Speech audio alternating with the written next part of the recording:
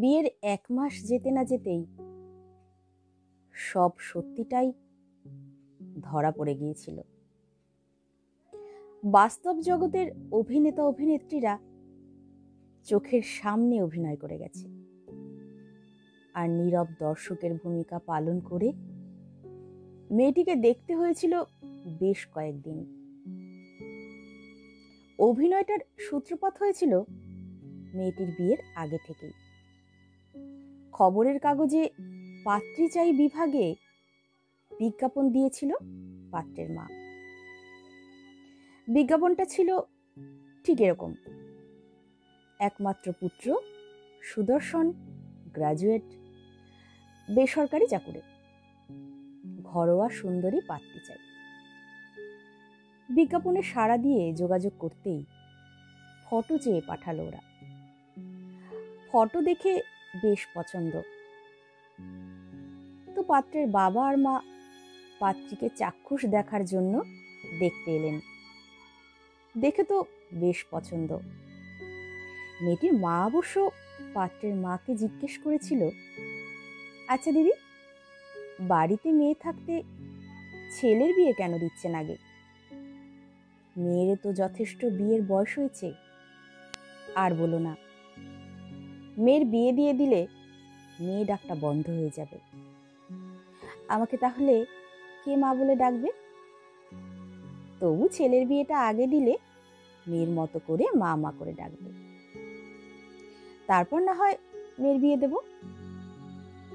যে কোনো মেয়ের মা এমন কথায় বিশ্বাস করবে, এটাই স্বাভাবিক। মা বাবা উভয়েরই মনে হয়েছিল এই ফ্যামিলিতে গেলে আমার মেয়ে অন্তত ভালো থাকবে। তাছাড়া পাত্রের বাবা মায়ের অমায়িক ব্যবহারে মুগ্ধ না হয়ে কেউ পারবে না। দেখতে এসে মেয়েটিকে বলেছিল, গান শোনাতে হবে মা, শুনেছি তুমি তো গান বাজনা জানো। বাবার মতন একজন মানুষ, তিনি কিনা গান শুনতে চাইছেন, তা কি আর না শুনিয়ে পারে? তো পাত্রের বাবা গান শুনে মুগ্ধ। এমন ভাবখানা দেখালেন উনি ভীষণ সঙ্গীত প্রেমী। দেখতে এসে মেয়েটিকে মা মা বলে সম্বোধন ভাবা যায়? মেয়েটিও ভাবল, এই পাত্রের বাবা মা যদি শ্বশুর শাশুড়ি হন, এদের কাছে অনেক অনেক ভালোবাসা পাওয়া যাবে। এরপর এলেন পাত্র নিজে। পাত্রের বাবা মা যতই দেখুক না কেন, মূল পছন্দটা পাত্রের। সঙ্গে এসেছিল পাত্রের দিদি আর পাত্রের 2 বন্ধু। অবশ্য তার আগে একটা কথা বলা হয়নি, পাত্রের পরিবারে ওনারা 2 বোন আর 1 ভাই। ব্যাপারটা হলো এইরকম, পাত্রের 1 দিদি আর 1 বোন। দিদির কাছাকাছি বিয়ে হয়েছে। পাত্রের কথাবার্তা বেশ মার্জিত, ভীষণ ধীর স্থির। সেই সঙ্গে পাত্র তার নিজের শখের কথাও জানালেন। উনি ঘুরতে বেড়াতে ভালোবাসেন। ভারতবর্ষের 90% জায়গা ঘুরে ফেলেছেন। মনে মনে মেয়েটি ভেবেছিল, এই ছেলে যদি পতিদেব হন তাহলে ঘোরাঘুরিটা বেশ ভালোই হবে। এত কথা বলার আগে এবার মেয়েটির পরিচয়টি দিই। মেয়েটির নাম শিউলি। মধ্যবিত্ত পরিবার, বাবার একমাত্র মেয়ে। অবস্থা যেমনই হোক, প্রত্যেকটি মেয়ে কিন্তু তার বাবা মায়ের কাছে আদরেই মানুষ হয়। এক্ষেত্রে মেয়েটিও তার বাবা মায়ের বড় আদরের। মেয়েটির পড়াশোনা বলতে বিএসসি অনার্স। এমএসসি করার আগেই গতি হলো বিয়েতে। ভেবে নিয়েছিল বিয়ের পর সেটা কমপ্লিট করে নেবে। যাই হোক, বিয়ের কথাবার্তা ফাইনাল। সঙ্গে সোনাদানা, নগদ টাকা, দান সামগ্রী, দাবি দেওয়া সবকিছু। এমন পাত্র তো হাতছাড়া করা যায় না। অবশেষে ঘটা করেই মেয়েটির বিয়ে হয়ে গেল। বিয়ের পর থেকে শুরু হলো নাটকের সূত্রপাত। বিয়ের পর থেকে বললে ভুল হবে, বিয়ের দিন থেকেই নাটকের সূত্রপাত। বিয়ের দিন গায়ে হলুদ দিতে এসে পাত্রপক্ষদের মধ্যে একজন জানালো বর বিয়ে করতে আসবে না, কারণ এই গ্রামের মধ্যে বরযাত্রীরা আসবে কি করে? বরযাত্রী না আসতে পারলে বড় বিয়ে করতে আসবে না। তাহলে উপায়? গাড়ির ব্যবস্থা করে রাখতে হবে যাতে বরযাত্রী আসতে পারে। এমন কথাই তো যে কোনো বাবার মাথায় বাজ ভেঙে পড়ে যে বর নাকি বিয়ে করতে আসবে না। ওনাদের কথা মতো সেই ব্যবস্থাই করা হয়েছিল। মনে মনে একটু হলেও ওই ফ্যামিলি সম্পর্কে মেয়েটি কিছুটা হলেও আঁচ করতে পেরেছিল। বিয়ের পর থেকে শুরু হলো মূল নাটক। নাটকের পাত্রপাত্রীরা এমন অভিনয় শুরু করে দিল, একেবারে জমজমাট। বৌভাতের একদিন পর মেয়েটির শাশুড়ি আর দুই ননদিনী মেয়েটির ঘরে এসে বিয়েতে পাওয়া শাড়ি, গহনা ইত্যাদি জিনিস দিয়ে বলে গেল, এই নাও বৌমা, তোমার সব জিনিস আলমারিতে তুলে রাখো। আর এগুলোতে সব সোনার জিনিস আছে যেগুলো তুমি বিয়েতে পেয়েছ। কি আছে এগুলোতে? খুলে দেখবেন না? দেখুন না, তাছাড়া শাড়ির বাক্সগুলো খুলে দেখুন। এত শাড়ি তো এখান থেকেই দিদি একটা পছন্দ করে নিক না। না না, ওসব তোমার জিনিস, তুমি বরং খুলে দেখো। আমি কখনো ওসব খুলতে পারি? তুমি একটু দেখে নাও। আর দিদি শাড়ি নিয়ে কি করবে? ওরই তো আলমারি ভর্তি ঠাসা শাড়ি। সেই মুহূর্তে কেউ কি আর খুলে দেখে? কোনো মেয়েই পারে না সেটা। কিছুদিন পর যখন খুলে দেখেছিল, শাড়ির বাক্সগুলোতে ছিল সমস্ত পুরনো শাড়ি।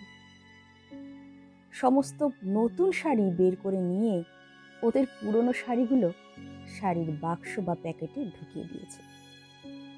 আর সোনার কয়েকটা জিনিস, যেমন কানের দুল, সেগুলো তো পুরনোই, এবং কিছু সিটি গোল্ড তার মধ্যে। বুঝতে আর বাকি রইল না কিছুই। হাত সাফাইয়ের কাজটা অতি দ্রুত সেরে ফেলেছিল। এরপর ঘটল এক অভিনব ঘটনা, যাকে বলা যেতে পারে নতুন কায়দা। বিয়েতে শাশুড়ি মা তার একমাত্র বৌমার মুখ দেখলেন সোনার নোয়া দিয়ে, আর পতিদেবের থেকে পাওয়া একটা সোনার অঙ্গুরীয়। দুটোর একটিও কোনো দিনও অঙ্গে ছোঁয়াতে হয়নি মেয়েটিকে। একটি অতিরিক্ত বড় আর একটি অতিরিক্ত ছোট। শাশুড়িকে বলতে উনি বললেন, বেশ, আমাকে দিও, আমি চেঞ্জ করে এনে দেব। সেই দুটো জিনিস চেঞ্জে গেল, আর আসেনি। আসবেই বা কি করে? সবটাই পূর্ব পরিকল্পনাকৃত। বিয়ের অষ্টমঙ্গলা কাটিয়ে মেয়েটি যখন ওই বাড়িতে গেল, তখনও পর্যন্ত বাড়িতে বড় ননদিনী আছেন। প্রথমটা বুঝতে না পারলেও পরে বুঝেছিল বড় ননদিনী শ্বশুর বাড়িতে থাকে না, বেশিরভাগ টাইমটা এখানেই থাকেন।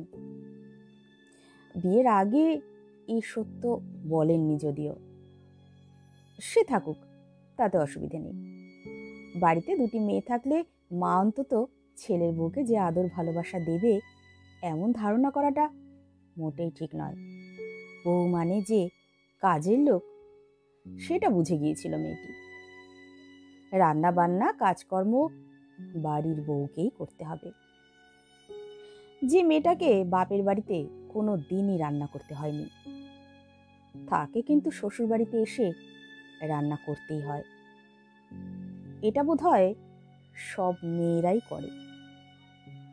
তবে যত ভালো করে সে রান্না করুক, তা শ্বশুর বাড়ির লোকেদের মন মতো হয় না কিছুতেই। মেয়েরা বোধহয় শ্বশুর বাড়িতে চিরকালের পরীক্ষার্থী। বাদবাকি বাড়ির সবাই কিন্তু পরীক্ষক। ভুল ত্রুটি হলে পরীক্ষক যেমন নম্বর কাটেন, মেয়েটির ক্ষেত্রেও সেটাই হতো। খুঁত না ধরতে পারলে তাহলে আর কি হলো? তবে রান্নার দায়িত্ব মেয়েটির থাকলেও বন্টন করার দায়িত্ব সব সময় শাশুড়ি মায়ের। একসঙ্গে খেতে বসে শাশুড়ি মা মাছের কড়া থেকে মাছগুলোকে বারবার তুলে দেখতেন সব থেকে কোনটা ছোট, আর সেটি আসতো মেয়েটির পাতে। বিয়ের 1 মাসের মধ্যেই এসব নাটক শুরু হয়ে গিয়েছিল। আসল রূপটা আস্তে আস্তে প্রকাশ পেতে থাকলো। পরে অবশ্য মেয়েটি জানতে পেরেছিল শাশুড়ি সবাইকেই বলেছেন গরিবের মেয়ে তো কিচ্ছুই নিয়েনি, অর্থাৎ গরিব উদ্ধার করেছেন। গল্পটা শুনতে গিয়ে একটু অবাক হচ্ছেন, তাই তো? এমনও হয়। বিশ্বাস করুন, সত্যি হয়। আসলে শিউলি নামটা আমারই, তাই সত্যিটা চেপে রাখতে পারলাম না। এরপর প্রকাশ পেল আর এক সত্য, যেটা শোনার জন্য আমি প্রস্তুত ছিলাম না। শুনলাম পতিদেবের চাকরি চলে গিয়েছে। কথাটা শুনেই তো ভেঙে পড়লাম। মা বাবা জানতে পারলে তাদের মনের অবস্থাটা কি হবে সেটাই ভেবে পাচ্ছি না। তবে এটা ভেবেছি, যেহেতু গ্রাজুয়েট সেহেতু কোনো না কোনো একটা চাকরি ঠিক জুটেই যাবে। ভাবি এক আর হয় আর এক। কারণ সবটুকুই তো মিথ্যে। কারণ উনি মাধ্যমিক পাস। কোনো প্রতারকের ফাঁদে পড়েছি বুঝতে বাকি নেই। বিয়ের আগে পাত্রের রেজাল্ট, মার্কশিট কেউ দেখতে চায় কি? এটা অন্তত মুখের কথাতেই বিশ্বাস করবে। তবে মেয়ের বিয়ে দেওয়ার আগে পাত্রের রেজাল্ট, মার্কশিটটা দেখতে যাওয়া উচিত বলে মনে করি আমি। এইভাবে বছর খানেক কেটে গেল। এদিকে একজন বেকার অলস মানুষের সঙ্গে থাকাটা অসম্ভব হয়ে পড়ল। সংসারে অভাব কিন্তু অশান্তির বড় কারণ একটা। তাই একদিন ঝগড়াঝাটি করে বাপের বাড়ি চলে এলাম। এখানে এসে আমি আটকে গেলাম, কারণ আমি কনসিভ করে গেছি। তখন ডাক্তার বেড রেস্ট করে দিল। আমার মাও আমাকে পাঠাতে চাইলো না আর ওই সময়টায়। সেই সময় পতিদেবকে ব্যবসা করার জন্য টাকা পয়সাও দেয় আমার বাবা, যাতে জীবনে কিছু একটা করে উঠতে পারে। আশ্চর্যের বিষয়, সেসব তো করতেই পারেনি, বরং আমার অনুপস্থিতিতে আলমারি থেকে সমস্ত গয়নাগুলো বন্ধক দিয়ে খেয়েছে বাড়ি শুদ্ধ সকলেই। জানি না এরকম বাড়ি ভারতে আর কোথাও আছে কিনা। ভালো মানুষের আড়ালে সব এক একটা মুখোশ। মিথ্যে কথা বলে ছেলের যারা বিয়ে দেয় তারা সত্যি এক একজন বাস্তবের অভিনেতা অভিনেত্রী। আস্তে আস্তে বুঝলাম শ্বশুর শাশুড়ি ননদ সব চুলোয় যাক, আসল মানুষটাই তো অলস। আমার মেয়ে হওয়ার ঠিক 5 মাসের মাথায় আমি চাকরি পেয়ে যাই। আজ 12 বছর কেটে গেছে। আলাদা বাড়িতে আছি। ডিভোর্স দিইনি। ডিভোর্স পেয়ে গেল মানে একটা বৈধ ছাড় পেয়ে গেল। আবার কোনো একটা মেয়ের জীবন নষ্ট হয়ে যাবে হয়তো। তবে আমার বাবা মা অবশ্য খোঁজ খবর নিয়েই বিয়ে দিয়েছিলেন সে সময়। যতটুকু খোঁজ নিতে হয় ঠিক ততটুকুই। আচ্ছা, একটা কথা বলুন তো, একটা মেয়ের বিয়ে দিতে গেলে ঠিক কতটা খোঁজ খবর নিতে হয়? মানুষকে চিনব কিভাবে? বাইরে থেকে দেখে ঝা চকচকেটাই তো সবাই দেখে, ঠিক কতটা ভিতরে ঢুকলে সব জানা যায় সেটাই তো জানা নেই। যারা ভণ্ড হয় তারা বাড়ির বাইরে অভিনয় করে চলে। তাদের আসল রূপ বাইরের লোকের কাছে কখনো ধরা পড়ে না। তাদের সঙ্গে থাকলে তবেই চেনা যায়। তবে ওই ধরনের মানুষগুলোর কখনো কোনো পরিবর্তন হয় না। মানুষ চেনার যদি কোনো যন্ত্র থাকতো তাহলে হয়তো খুব ভালো হতো। জানেন তো, সরল সাধাসিধে মানুষগুলো বিশ্বাস করেই ঠকে, আর ভণ্ড মুখোশধারী মানুষগুলো ঠকানোতেই বিশ্বাসী। অনেক পরিবার আছে ছেলের বিয়ের জন্য সুন্দরী শিক্ষিতা পাত্রী খোঁজেন, আবার অনেকেই মেয়ের বিয়ে দেওয়ার জন্য সরকারি চাকুরি করা ছেলে খোঁজেন। এই ধরনের খোঁজ করার আগে একবার ভেবে দেখবেন কেন খুঁজছেন। একটা কথা সত্যি, জামাই যতটা আদরের হয় বৌমা কিন্তু ততটা আদরের হয় না। তাই ছেলের বিয়ের জন্য যখন সুন্দরী শিক্ষিতা পাত্রী খুঁজবেন তখন বারবার ভাববেন ছেলের বউকে সেই যোগ্য মর্যাদা দিতে পারবেন কিনা। কাশ্মীরি আপেল গাছ বসানোর আগে ভেবে দেখুন আপনার বাড়ির পরিবেশে আপেল চাষ করা যায় কিনা। আশানুরূপ ফল না পেলে প্লিজ গাছের দোষ দেবেন না, দোষ দিন নিজেদের। তবে একটা কথা সত্যি, আমাদের সমাজে ছেলেরা বিয়ে করে আর মেয়েদের বিয়ে হয়। ছেলেরাই নাকি মেয়েদেরকে বিয়ে করে, সে করুক। তবে প্রত্যেকটি মানুষ যেন ভাবে ছেলের বিয়ে দিয়ে যাকে বাড়িতে নিয়ে আসা হলো সেও একটি মানুষ, সেও কোনো এক বাবার আদরের মেয়ে। আপনাদের কাছে আপনাদের মেয়েটি যেমন, ছেলের বউটিও ঠিক তেমন। তাই কারো আদরের জিনিস কোথাও যদি অবহেলায় পড়ে থাকে সেটা বোধহয় বড় কষ্টের। যাই হোক, আমার কথা ছাড়ুন। আমি চাকরি পেয়ে নিজেকে প্রতিষ্ঠিত করতে পেরেছি বলেই ওই রকম ভণ্ড পরিবারকে ত্যাগ করতে পেরেছি। আমার মতো তো সব মেয়ে পারে না, তবে আমার প্রতি ওনাদের একটা জেলাস সব সময় কাজ করে। তা করুক, বৌমার সফলতা অনেক শ্বশুরবাড়ির লোকই মেনে নিতে পারে না। সৌভাগ্য এই যে আমার বাবা মা আমাকে লেখাপড়াটা ভালো করে শিখিয়েছিলেন, তা না হলে যে আজ কোন অতলে তলিয়ে যেতাম কে জানে। আমার মতো কত শিল্পী আছে যারা নিজেকে প্রতিষ্ঠিত করতে পারে না। পড়াশোনায় যে সকলেই ভালো হবে বা সকলেরই যে ভালো রেজাল্ট আছে এমনটাও নয়। আজকের দিনে মেয়েদেরকে সুশিক্ষায় সুশিক্ষিত করে প্রতিষ্ঠিত করেই বিয়ে দেওয়া উচিত। ছেলেদের ঘাড়ে চাপানোর রীতি থেকে সরে আসতে না পারলে জীবন দুর্ভাগ্যের অন্ধকারে নিমজ্জিত হবে।